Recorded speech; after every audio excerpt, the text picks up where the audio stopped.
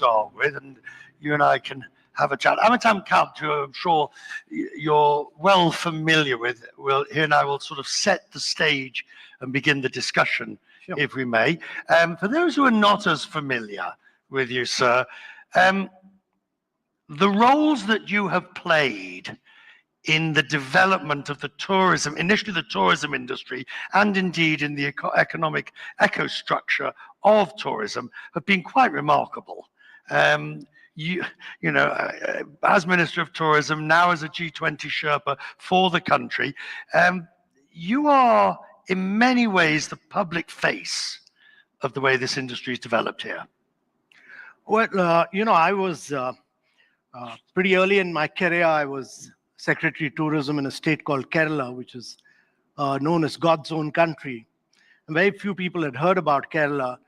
People used to come to India to go to Rajasthan or go to Kashmir. We took Kerala up the value chain and we opened up its backwaters, its houseboats, its Ayurveda. Kerala went on to become one of the 10 exotic paradises of the world. But the important thing with Kerala was that not only did it grow as a tourism destination, but it created a vast number of jobs, particularly for women in Kerala, and it became a driver of economic growth. And therefore, that was a lesson for many other states of India. And from there, I was moved on into the Ministry of Tourism. And as soon as I landed up here, 9/11 happened in Washington. We had a war in Afghanistan. We had an attack on our parliament. There were travel advisories against India.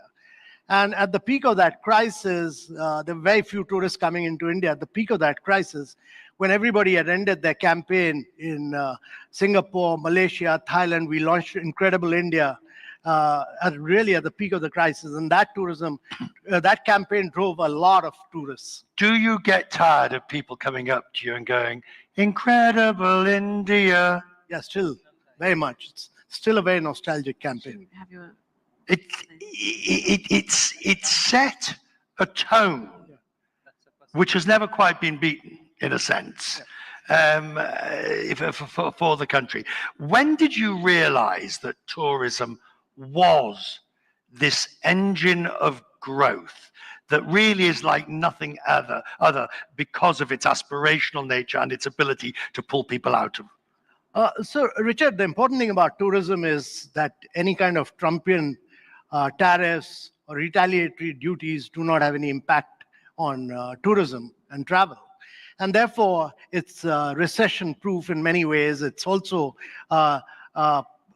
tariff-proof in a big way. So at a moment of time when there's so much of flux, there's so much of impact of tariffs every day, and there's so much of lack of predictability and consistency, the best way to grow your economy is really through tourism.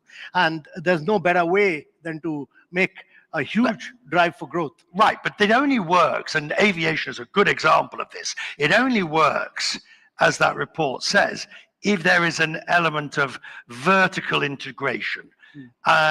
Everybody has to be on the same page, not because if you're going to gain the full benefits. So how do you convince people of that? Richard, our own example of India really shows that in the last 7-8 years, we've taken the number of airports from about 70 odd to about 150 odd. And India's ambition is really to create about 400 airports. How do you do that manageably, sustainably, responsibly? So if you look at the Indian airports, several of them, if you go to Cochin in particular, it's all 100% run on green energy. The second important thing about airports is that you bring in a lot of private sector play. So the way we've structured it is to bring in private-public partnership in airports in a very big way. They're increasingly, I mean, if you look at Delhi, there are 3 different airports. They're managed by a private sector company. Similarly, we're creating another great airport in Mumbai. You'll have 2 airports in Mumbai. Both will be run by a private sector company. So what we are envisaging is a lot of private sector investments in the airport sector. And similarly, the growth of the airline has just been phenomenal in India. I mean, it's a great example that India today has ordered about 1,700 planes to come in. And this is with just about 370 million odd people flying. The ambition of the government is that every single Indian should be flying. 1.4 billion Indians should be flying. And therefore, we are at the beginning of the growth story. Right, but the tradition is also, as you are well aware, when it comes to aviation, there has been a good, strong dose of protectionism. That's right. To keep, and for good reasons, I guess. On the international front, foreign carriers have stolen a lot of the traffic. Do you believe the industry here still needs to be protected? Well, you need great airports, you need great airlines, and you need them to do long haul, and you need a lot of Indians to fly Indian carriers. That is what is going to happen as long as your carriers become the world best. Do they need protecting? Well, I think they should be good enough to go and compete in the market. Indigo and Air India should in due course, with their wide-body jets, should go on and compete and beat Emirates. They should take on Qatar Airways right in the market space. We believe in competing in the market space. And related to that, Peter Elbers points out, we talk about, is there room for two? He makes the analogy of Europe and the number of carriers you've got in Europe or in the United States. You're still only talking about 2 large carriers for a population of how many? 1.4 billion. But there are many more. There's 3 or 4 new carriers coming into the market. And it'll be, you have one carrier which is about close to 65% of the market share. You have another one with about, say about 20 or 24 odd. And then you have 2 carriers with about 5-6% each. So 4 carriers really, but there are many more coming in. The ability of this industry to grow on this facilitation area, because you're heavily involved in government in those areas. I don't think I'm giving away any secrets when I say that many of us, let's say, didn't find it the easiest way to get our visas. There were, there was paperwork and things like that. And I know that the government has put in place an e-visa system, etc., but there is a lot more that could be done to make it easier. Yeah. Well, we have a system of electronic visa, which is given pretty quick and fast. I think there's scope for further improvement. We'll do that. But one of the big things that's happened domestically, Richard, is the use of Digi Yatra, which is on the mobile. Every Indian uses the mobile today to do fast payment, to buy insurance, to do stock market transaction. And Digi Yatra actually gives you a totally seamless transaction if you're moving from one airport to another. People who are visiting here, I've been here many times, as you know, but I don't think people visiting here realize that just how obsessed Indians are with the stock market. And in a way, unlike anywhere else, people will tell you about what's IPOing, what the scripts are. Everybody knows every detail about it. It's extraordinary. Well, they're obsessed about stock market, they're obsessed about cricket, and they're obsessed about Bollywood. So 3 obsessions clearly in India. All of which play beautifully into travel and tourism. Absolutely. In a sense. So actually, we've just had this IPL cricket tournament, and it's been a huge driver of growth. It's been, sports as a driver of tourism is enormous. Entertainment as a driver of tourism, in India's case, is huge. I worry, though, often with India, it's a case of getting so far down the path and then tripping over your own shoelaces. It's happened before where policies have been put in place, they're the right policies, they're the right one, but the final part of execution doesn't quite make it. How can India prevent those mistakes from happening again? So, Richard, we are at the beginning of the story. This particular region is going to account for about 65% of the total traffic flow. We are a $4 trillion economy. We are just become the 4th largest economy in the world. Our ambition is that by the time we become 100 in 2047, we should be close to a $30+ trillion economy. The important thing is that the demographics are very young. The western part of the world is aging. Japan's already aged. Even China is aging. India is just 28. Even when we become 100, the average age will be 35. It's a country of baby boomers. So what needs to happen? Well, we need all these young people to be traveling all the time, and that's. But how do we, well, no, first of all, you need them to be obviously educated and then stay. You don't need them going overseas or maybe for education or whatever, but coming back and building the country. Yeah. So the important thing for India is to drive its Human Development Index, as which Right. is in terms of learning, in terms of health outcomes, etc. But it also needs to drive manufacturing in a very big way. But one of the big things that's going to happen is it's sustainable urbanization, because you'll see 500 million people getting into the process of urbanization. So you need to create 500 new cities in India. You need to create 2 Americas in the next 5 decades. You need to create a Chicago every 5 years in India. That's the challenge for India. Can you do it? Well, it's challenging, but India has demonstrated its great ability. Can you do it sustainably so you don't screw the planet at the same time? So, Richard, the important thing is that net zero is net positive for India. We strongly believe that India should be the first country in the world to urbanize and industrialize through a process of decarbonization. And that's why we're the only G20 country which has achieved its COP21 target, committed at Paris 9 years ahead of schedule. We're the only country which has done 210 gigawatt of renewable energy. No other country in the world has done that. Oh, they like that. I'm going to call on my colleague Clare, Sebastian, and the rest of the panel in 1 second, but I do want to just ask and finish. When somebody came up to you and when Incredible India was put before you, did you realize it was going to be good? Well, I could feel it when the creative content came in, the music came in, it was good. And when we put it out on CNN, the response from CNN was brilliant. So the best feedback came from the CNN staffers like you. Should still be putting it out on CNN. Yeah, we do that. I have the contract here for you. At this point, I think, so why don't you take the middle seat? I'm going to stay in this seat. Clare, Sebastian, would you like to come up and join me with your panel? You take that seat. That's perfect, sir. Clare, my colleague Clare Sebastian, who is now going to take the lead. Hi. Good afternoon, everyone.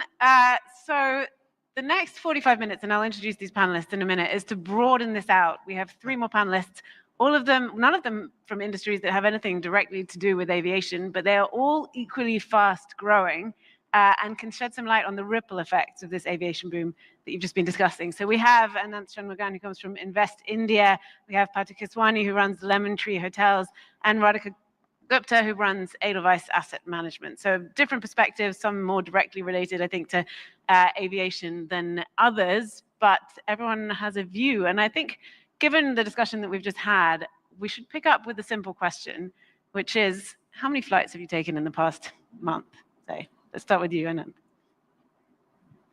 I've done about 10. 10. Do you want to answer this question? Well, I've done about 20. 20. Yeah. Okay. I've been traveling. Mr. Keswani, 2. Okay, so the lowest is 1. I've been at an airport for 28 out of the last 30 days. Whoa. How many? 28. Oh, just take a minute to let that sink in. So I think we get a picture of the role that aviation is playing in these growing industries. So let's start with you, Ananth, because you work for Invest India and your job is to sort of bring in investment into the country. To what extent would you say this dramatic increase in the number of airports, in the scale of aviation in this country has helped you do that, has helped you sell India to foreign investors? Yeah, I think last time IATA meeting happened in India in 1983, right? I think we were a $200 billion economy. After 42 years, today we are about 4.2 trillion economy, right? We've grown about 20 times the size.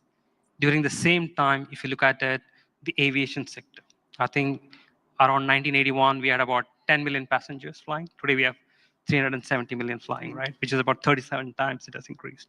Same for cargo. It has increased about 17 times. So if you look at the aviation sector has been the beneficiary of the economic progress that India has really made. And starting there, the opportunity, the projection for the next 7 years is that India is going to be about a $7 trillion economy, as I said.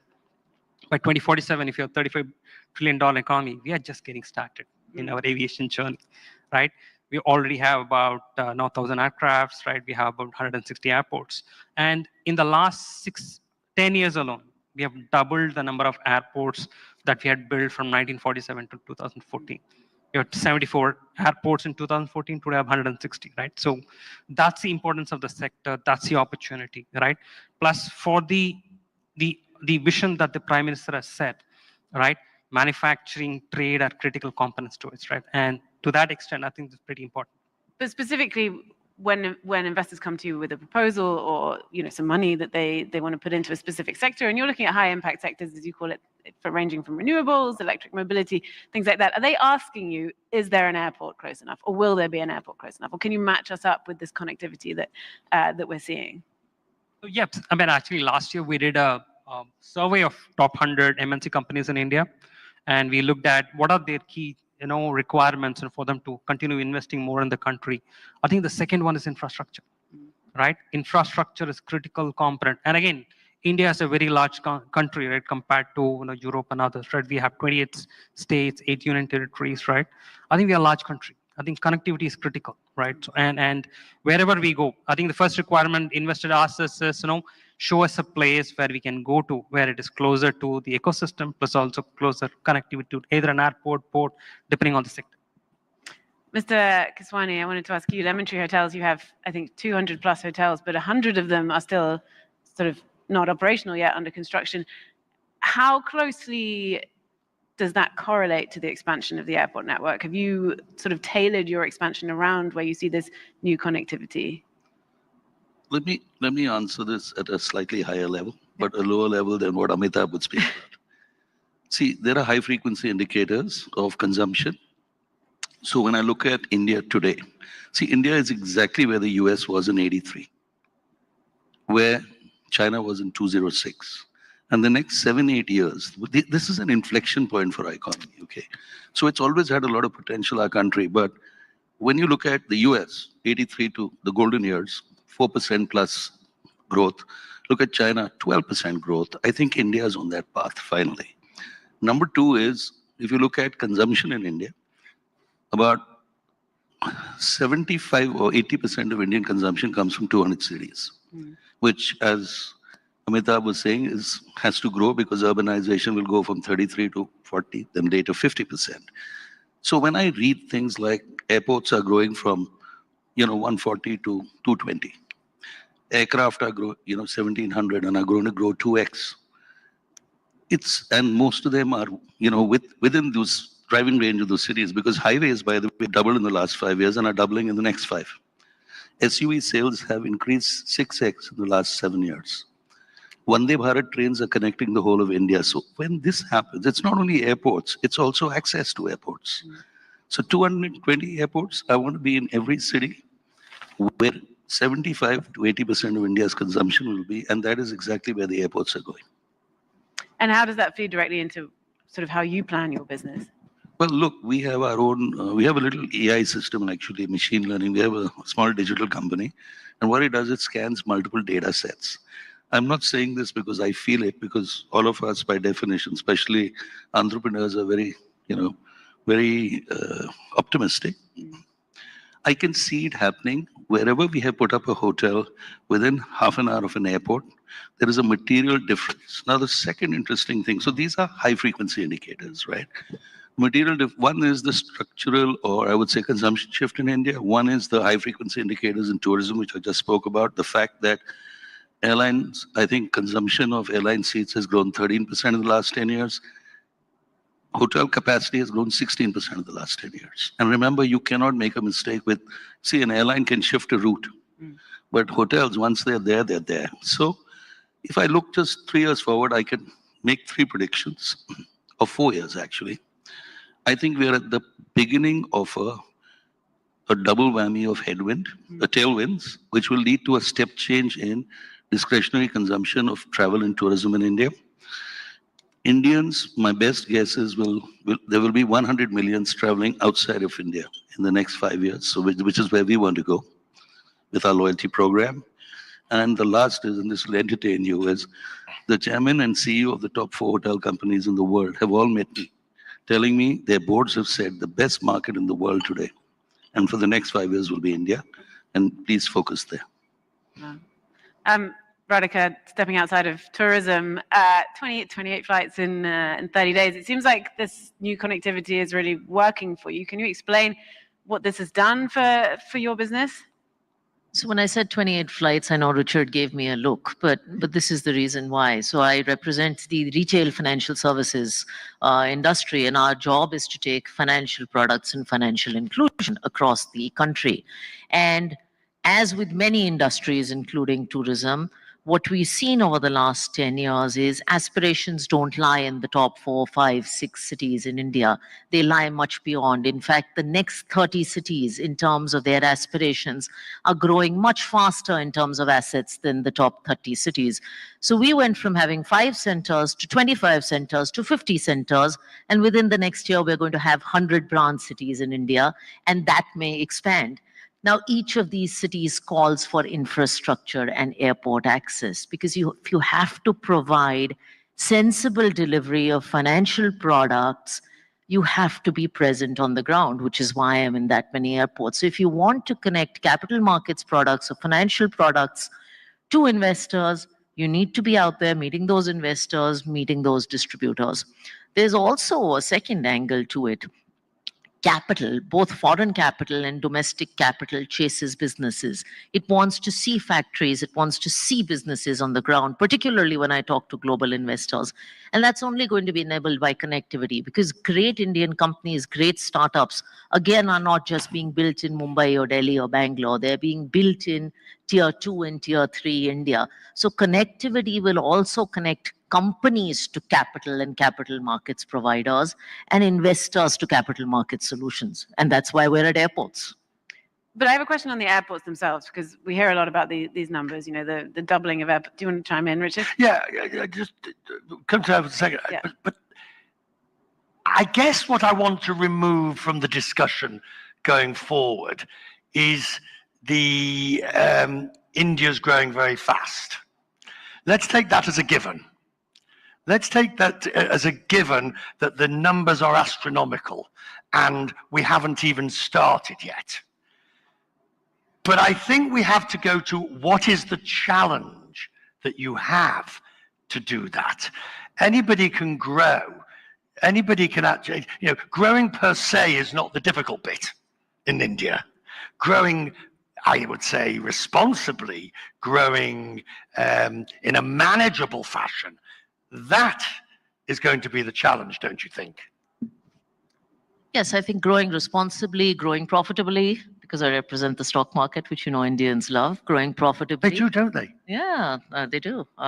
So growing responsibly, growing profitably, growing sensibly, all of this is a challenge. But I don't think when you build extra capacity in India, as far as airport or infrastructural capacity, you're building ghost capacity. In fact, wherever capacity has been put up, you take the recent example of Prayagraj, where you had 66 crore people who came because of Kumbh, or you take the example of Ayodhya, you take the example of Aligarh, wherever capacity has been put up, the private sector makes something of it. So our challenge is to get capacity as far as business wants. We're not building ghost airports and ghost towns. But is enough being made of these new airports? I mean, maybe I can ask you, Mr. Kant, is it being sold enough? Because airports, you know, as Richard and I think everyone on this panel knows very well, they're not just sheds with runways. They are a representation of the city where they are. They can in themselves, I think, help sell the place. Is that being done enough as this network expands so rapidly? So if you go to Bangalore, you'll see the greenest airport. And if you go to many of the tier 2, tier 3 cities, you'll see a representation of the local architecture in many of these airports. But the important thing is that India is the only country in the world which is making about 9 airports and 3 metro travel systems a year. And India is the only country in the world today which is doing about 30 kilometers of roads. That's highways and expressways, and about close to 12 kilometers of railway lines every day. So if you're creating 9 airports a year, that's, it has a huge multiplier impact on your economy and on your travel and tourism. Yeah. What about you, Ananth? Do you think that when you see this expansion of aviation, is the other infrastructure catching up? Is it enough? Or do you find yourself in situations where investors might want to go somewhere with a new airport, but there just isn't, say, the highway network to create access to it? I mean, we still start, as Sir said, we are in the journey of creating that infrastructure. The problem with the hard infrastructure, it takes time, right? But the good part about India is there are so many alternatives, right? If an investor doesn't like going to Maharashtra, right, where there is a port, right, he can go to Chennai, Gujarat, right, a lot of other places, right? So there are options available, but that infrastructure will take time for it to come, right? And government is working on it, right? And that will take time. But in the meantime, I think what attracts people is, one, the track record of government being able to create that infrastructure as they promised the last 10 years, and the plan for future, and they are confident that that will happen, right? So we see a lot of investors trying to start small in places that they are, and as and when they get better infrastructure, they expand rapidly. So they have faith that it will follow. I mean, in the last 2 years, I think what we have seen is a lot of Japanese companies who have come with putting up one plant. Within normally a plant cycle, refresh cycle is about 3 years, right? Within the second year, they started 3 more plants, simply because, one, the opportunity, and second, building in India and exporting, right? The labor cost in India is 40% cheaper than their alternative market that they're working on, right? Huge advantage, right? So we have started seeing a lot of investors who come, do small, get a hang of the ecosystem, what's happening, right? Rapidly scale. So they want first mover advantage. Yeah. Mr. Keswani, I wanted to ask you, you are somewhat exposed here because, as you say, hotels is part of a high frequency indicator, and as a mid-market hotel, you're exposed to sort of the fluctuations in the economy.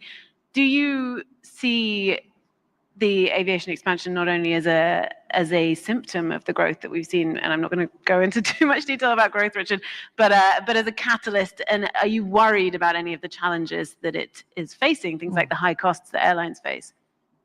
See, I think for many years, India has got there is a certain perception externally, and perhaps some years ago it was valid, that it was very difficult to do business in India, especially in a sector like mine, which is heavily regulated, and there is a lot of oversight. But I can tell you through personal experience that if I just looked at the ease with which I can do business today in India, and it's in the last 10 years, we have grown 100x in the last 10 years. There are today in India, 6% of the world's billion-dollar market cap companies are in India. Are you aware of this? It is the 3rd largest market. I have 2 of them. 3rd largest market in the world for billion-dollar market cap companies. America first, Japan second, surprisingly, India third. All these have happened in the last 10 years. The point is, this could not have happened with a headwind. It has happened with a tailwind. I'm going to interrupt you, if I may. Yes. Because you're restating the growth in a different way. What I'm trying to understand. Outcome. So what changed? Okay, I'll start with regulatory oversight. I'd say it's 90% gone. I built hotels in 2 years. Okay, earlier I would build a hotel in 1.5 years and take 2 years to get initial and ending approvals. Okay, I hire people. 40% of my company is people who are, well, let's put it this way, under class 10, that is not high school. They are educationally deprived, they're geographically deprived. They come from areas where there is no employment opportunities. The government has encouraged me through multiple schemes to hire them. I have about 12,000 employees now. 5,000 of them are from this category. I have 2,000 women who've come who are either widows, who are single women, and so on. I think what the point I was making was the golden years. I can see it happening. For the first time, Richard, I watch your world of wonder, so let me make you wonder. For the first time in the last 25 years, see, hotels have very long gestation. I own personally 2 hotels in New York. Let me tell you, it is more difficult to build a hotel in New York than it is in India. By the way, Timothy Gartner is a friend of mine. He didn't believe me. I told him this. Let me tell you about debt. My loan to value today is 60%. I get 15-year debt instead of 5-year debt. There is no asset liability mismatch in my borrowings. My cost of debt is 1% more than what it is in the US today. Don't tell me why I won't succeed when the economy is growing 3x and my cost of debt is 1% more. And why did I grow 100x in the last 10 years? The ability, I'm though. going to challenge you now, okay? No, the ability. Cheap shot. If in doubt, Bit of a attack. fan because of World War. No, but you see, I want to know why you haven't come to India with that World of Wonder. sorry? You haven't come to India and done World of Wonder, have you? Oh, Wow. I've been, this is too delicious. This is just too delicious. He's about to eat his words. No, I haven't seen that. I haven't seen the serial just like you haven't The seen my reason you hotel. haven't seen it, sir, is because I'm filming it right now. Ah. So I arrived in India middle of last week. The first 3 days of my visit is filming. It's IATA. Then the last 3 days are also filming. But you'll be up tonight to watch Quesmin's Business, which comes live from outside. Listen, we have stopped questing for business. We got it. No, World of Wonder live will be coming. The next edition is from India. Okay, wonder. Radhika, I saw you nodding along during that conversation. Do you want to pick up? Are you also finding it easier nowadays to do business, or what are the challenges that you're facing?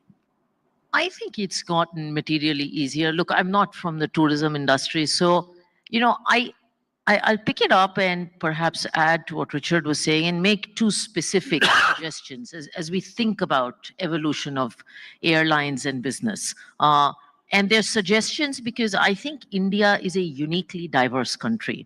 When you sit in an airport, you have someone who is a business traveler who's looking for efficiency and someone who is a first-time traveler who's seeing a security screening for the first time and may not be familiar with the local language. So it's a country that's very diverse. And I think as airline partners, that may be worth thinking about. And just two thoughts I wanted to share there.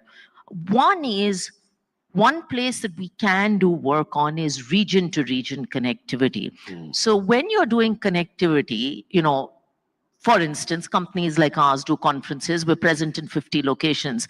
Now, it's not necessarily that everybody needs to come to Mumbai or Delhi to be connected pan-India. So exploring more city-to-city connectivity with smaller airports, smaller carriers, regional airlines, as Mr. Kant said. I think the coming up of airports in Noida or third airport in Mumbai, these things will help because region to region, tier 2 to tier 3 connectivity without having to come to hubs, I think is important. The second thought is that you can't look at India as one. You have to build goal-based solutions. So there's a solution you build for business travelers who are looking at Mumbai and Delhi and look at that airport almost like Changi and look for efficiency.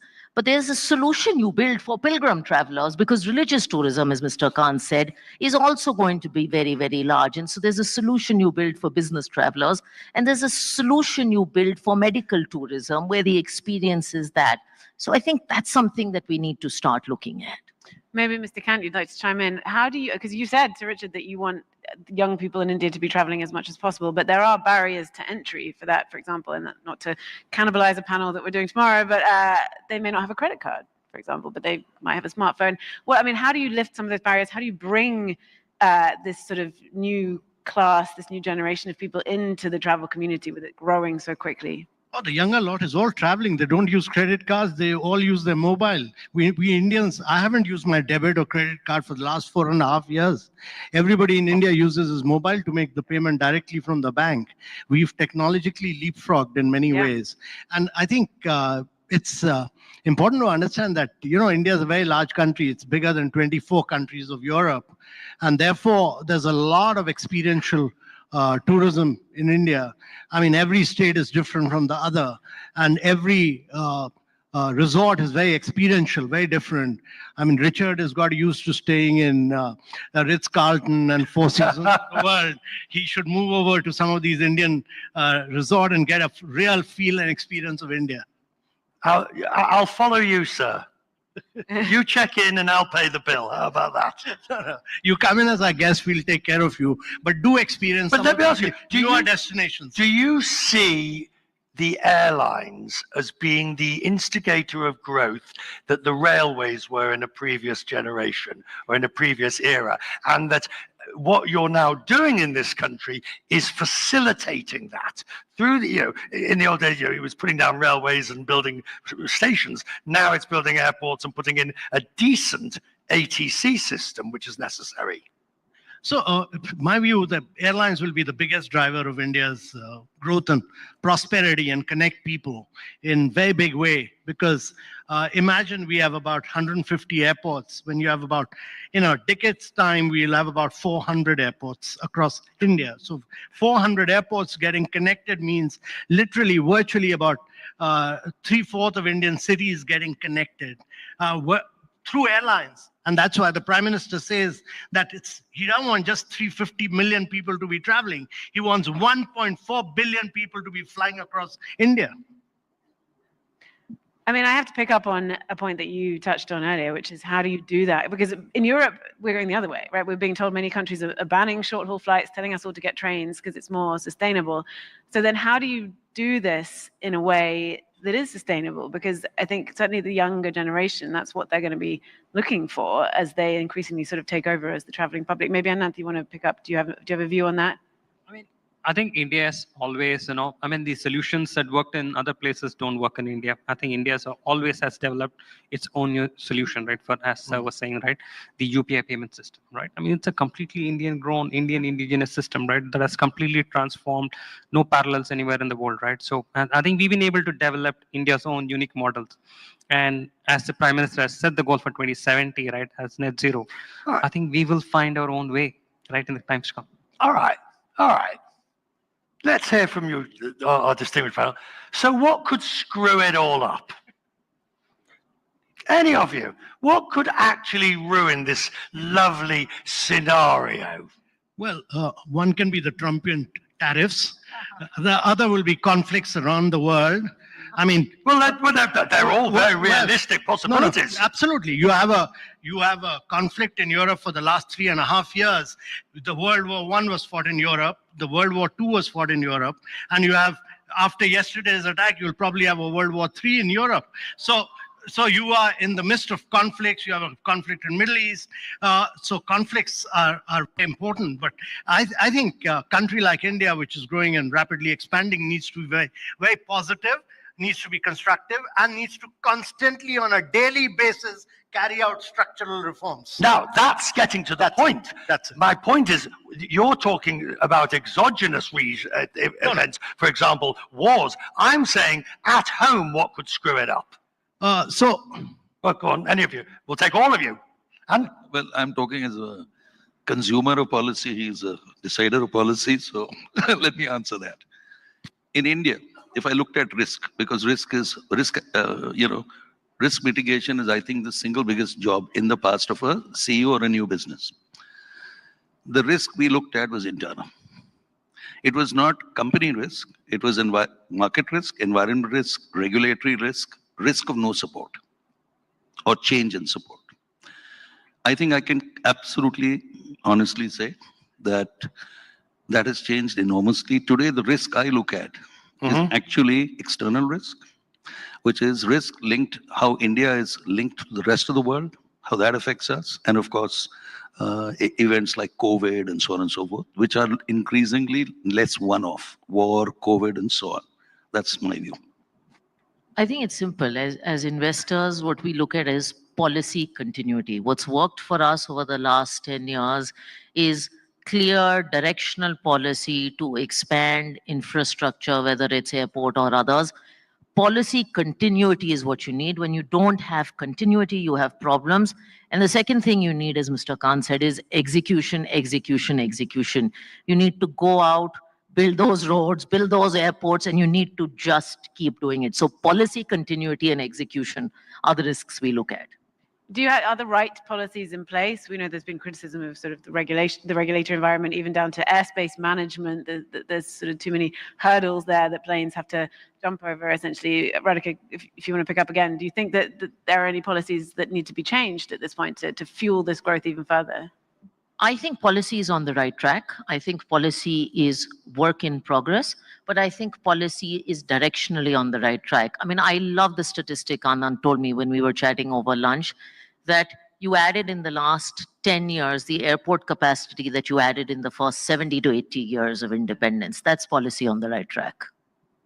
I mean, just one more point to add that the other thing that we should be, this thing is the demographic dividend that we have, right? Until we have a labor that we increase our labor productivity, train our people appropriately, right? We won't be able to take advantage of the growth that is coming, right? I think that's critical, right? And that's on us to actually ensure that people who come out are trained well and have the right opportunity to take it. Do you agree, Mr. Kant? Yeah, it's important to understand that, by 2040s, India will be providing 30% of the skilled manpower to the rest of the world. And, it's not, the hotel managers of the world will not come out of Lausanne in Switzerland.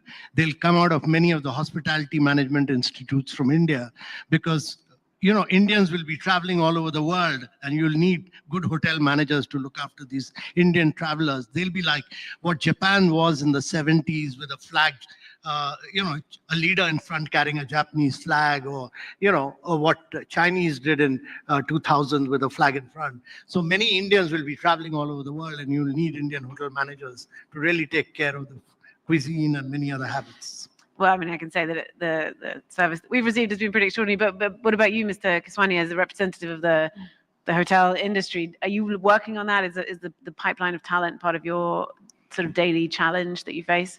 See, we follow or try and anticipate demand. In the past, it was very difficult to actually do that. But you see, trends inform views.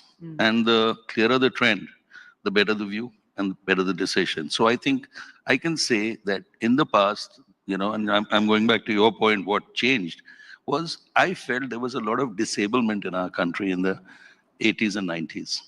Okay? It was profit. I worked with the Tata Group when I started my career, and I remember J.R.D. Tata telling me once that in the first 20 years of India, profit was a bad word to the government. Okay? And Winston Churchill said that if you are 20 and not a communist, you have no heart, and 40 and not a capitalist, you have no brains. And India has always been 30. Okay? We are neither here nor there. So the point is that's changed. And I think it is actually social capitalism that we will lead the world with. Because there is definitely, I know we are not a fully developed economy. We have to take care of the 1/4 of the economy world, of the population, which is poor and destitute. That's happening through urbanization, through connectivity, through social schemes. It's something I think every Indian supports. And that's a good tax for me. Infrastructure, skilling, and keeping people to a minimum level of, and I think now India has opened up. And it was, Reagan was asked in the 80s, what do you think of Brazil? And he said, it's a country of great potential. And like you just said, he also added, it'll always have great potential. But India is a country where it's no longer if, it's when. And it's now. Radhika, I did promise that I would refer to one of your tweets at some point in this conversation. You posted that you are, and I quote, obsessed with tourism in India, and that there are two things it needs to meet its potential. Number one is infrastructure, which I think we've spent the best part of the last hour talking about. And number two is marketing. Do you think, tell us about the marketing side of things. Do you think it's doing enough on that score to sell itself? So you're asking me this after Mr. Kant has spoken, and I love the energy with which he speaks on tourism. I do believe it is the largest economic opportunity that India has. I do think, by the way, the airline industry and the tourism, the airports can be a very, very powerful signal of tourism. And let me give you a small anecdotal example. People like me who do business travel go to different cities. We spend maybe 8 to 10 hours in the city. We often don't get time to do anything else. But India is a country where each city has something incredible to offer, a famous food, a famous textile. I have sarees from every state in India. If our airports could be brand ambassadors of tourism, so that when I am going home, and some of the new ones are getting there, I think our airports could do more to be brand ambassadors of the tourism that we have. And I must say that the new airports we're building are outstanding airports. I don't think any airport in the West compares to some of the airports we've built in Bangalore, Lucknow, Hyderabad, many parts of India. And this is someone who lives at an airport. Does India need to do more in terms of promotion overseas for tourism? It hasn't done since your day. In the last 5 to 10 years, it's done virtually nothing in terms of the big campaigns.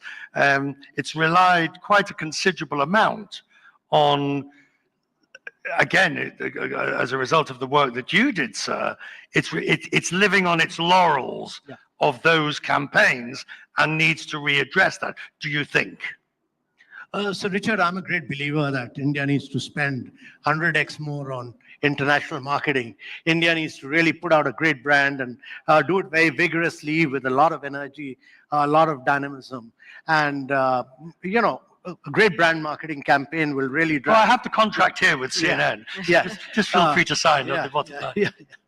We did a lot of it with CNN in partnership earlier, and I'm quite sure we'll continue to do that in the days to come. But I think marketing will be very critical to India's growth story. But it got impacted because of COVID, and then the domestic tourism just took off.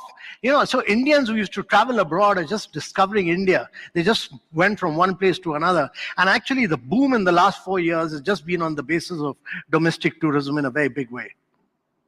So if this is then a turning point, if we're at a sort of critical juncture, maybe we go, because we just have a few minutes left, we go around and if you all want to tell us the one thing that you think that needs to be done to really leverage this turning point so that India doesn't sort of lose the momentum and the opportunity that certainly the expansion of the aviation network has created. Ananth, do you want to? We just execute the vision that's been set. I think the plan is already there. I think we just need to execute that. Just carry on as we are. Carry on as we are. Mr. Kant, do you have a? Well, I think you need to get these 1,700 planes now, which have already been ordered to capture the rest of the world. You need to compete with the best airlines, and you need to get tourists from all over the world through the airlines. There's nothing better than that. There's the airport infrastructure with now about 150 airports, and the 400 airports which will be which are in pipeline right now will be great infrastructure which will be created. So the challenge was to get good aircrafts quickly and very fast. So once you have that, then you'll really get tourists from all over the world.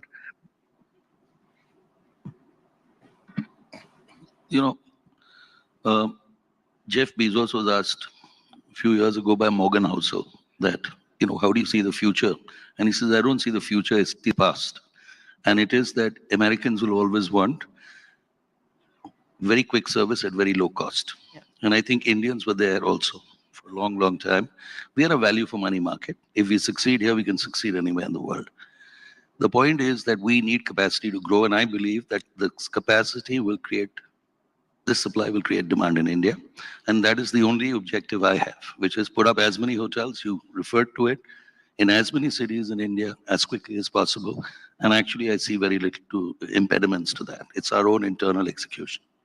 You have been quoted as saying that you think that hotel rooms are underpriced at the moment in India. Is it too much good value for money? I think, just to give you an example, in rupee terms, not dollar, it would be worse. The average price of hotels today, and I've said this on CNBC many times, is 30% lower than what it was 20 years ago, because it's so cyclical. We are not dependent on, airline fuel and so on and so forth. I do think that airlines in India, they really want to grow. And Amitabh, you will have to push this. It is, we need policy support from the ATF cost side, from the airport operators side, maybe better finance. I don't know how good the financing is, but the best possible financing. And I think airlines can be a game changer for tourism in India, because I'll give you the last statistic, which is tourism is 6% of India's economy, but 8-9% of employment. Yeah. And if it goes to just the global average of 10, and the Indian economy grows 60%, tourism is going to grow 2.8x in the next 5 years. And that is employment on a massive scale. Yeah. I mean, Radhika, you, I know, invest, well, your company does, in the aviation sector. Do you see that potential as well? Yeah, I was going to add to this by saying not just more airports and more connectivity, but also more airline carriers. including regional carriers. Mr. Kant talked about the growth of a number of carriers. Now, you've all heard the airline joke that the quickest way to make $1 million in airlines is to start with $1 billion. We know what everyone thinks of airline stocks, but India has disproved that, because here in this country, the largest airline player is also one of Asia's most profitable airlines, and it's done it through a mix of good execution and cost efficiency. We need many more airlines doing that and building sustainable, sensible business models. Financing will become easier for airlines. When you build that kind of model, the equity market will welcome it with open arms. Do you want to pick up, Richard? Consistency of execution. That's the key for India moving forward. All the extremely impressive numbers. This is a country that has a tremendous history of great innovation, progress, and then tripping over its shoelaces right at the final hurdle. And so it's consistency of execution over the next 20 or 30 years, which is the interesting thing on bringing it back to aviation, because both of the big carriers in their different ways are now executing quite sizable change. And if the rest of the infrastructure can follow through consistently, then the world's the oyster. And I think that's a good place to wrap it up. Thank you very much to all of our panelists. Thank you. Thank you, Richard.